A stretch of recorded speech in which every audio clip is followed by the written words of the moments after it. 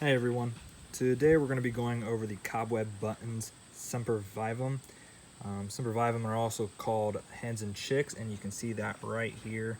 You've got the main rosette, which is the bigger head right there, and then you'll see little branches off of those. Those will be the chicks. Obviously the thing that jumps out about the Cobweb buttons is the look of the cobwebs on them.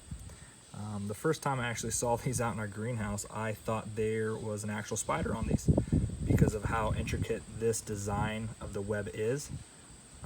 You'll see right here, here's a good example of that. These plants will form a really tight cluster here. Mature wise, you'll get about 4 inches tall, 7 inches wide.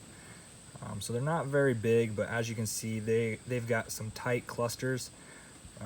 It's got a really nice green. Let's go over here to the smaller ones.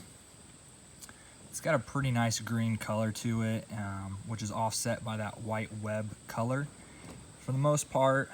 And we'll go back over here. As you can see, they stay for the most part pretty green. Every now and then you'll get the, let's go zoom in right here. You'll see a little bit of red showing up. Here's another good example of that. But for the most part, like I said, they'll stay green.